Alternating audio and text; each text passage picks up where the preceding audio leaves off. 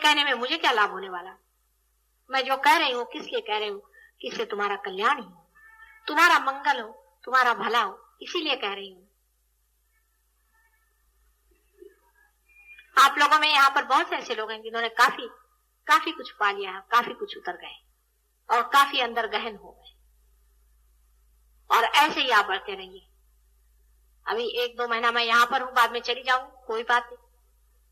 सृजन बहुत हो गया है, बहुत से लोगों ने पा लिया है, लेकिन उसमें आपको ये पता होना चाहिए कि चौथा आयाम, 4th डायमेंशन की बात है। 3 आयाम की बात नहीं कि मेरे पति की नौकरी नहीं लगती, उसको जरा नौकरी दिलवा दीजिए माता जी, मेरे भाई का फलाना ये हो गया, ससुर के लकवा मार गया, उसको ठीक कर दीजिए माता जी।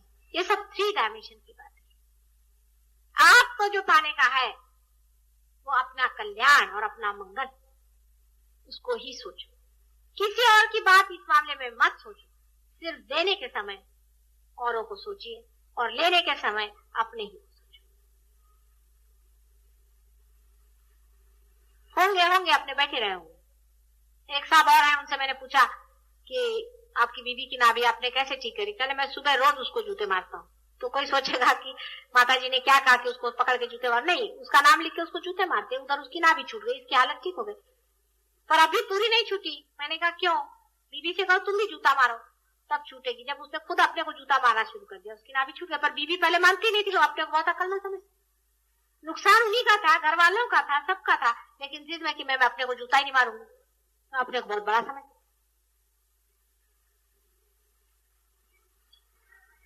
और सत्य ऐसी चीज है कि उसको आदमी सुनना नहीं चाहता,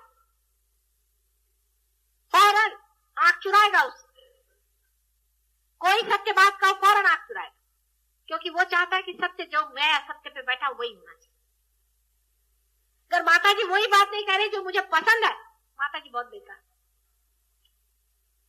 लेकिन जो तुमको पसंद है वो तुम्हारे लिए मंगलमय है या नहीं, वो तुम्हारे लिए हितकारी है या नहीं, ये भी तो सोच लो।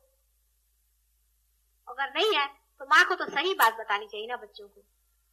कोई माँ ऐसी दुनिया में होगी जो अपने बच्चों से कहे जा बेटे तुझे पसंद है तो आग में अपना हाथ जला के आ जाए? ऐसी कोई माँ आपने देखी है क्या? कितनी भी बेअकल हो, गंवार हो, दुष्चरित्र हो, कुमाता हो, वो नहीं कर सकती ऐसा काम।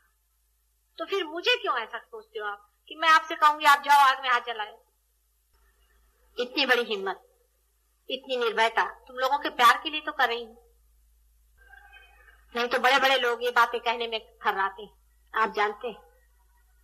बहुत सोच समझ करके चोरी छुपे कहीं से एक आध बाण छोड़ दिया, फिर बैठ गए। खुलेआम इस तरह से कोई बात नहीं कर पाता। तुम लोगों की हिम्मत लेकर के ही मैं बात कर रही हूं। तुमको भी चाहिए कि जो सत्य है उसी पे खड़े हो, उसको मानो।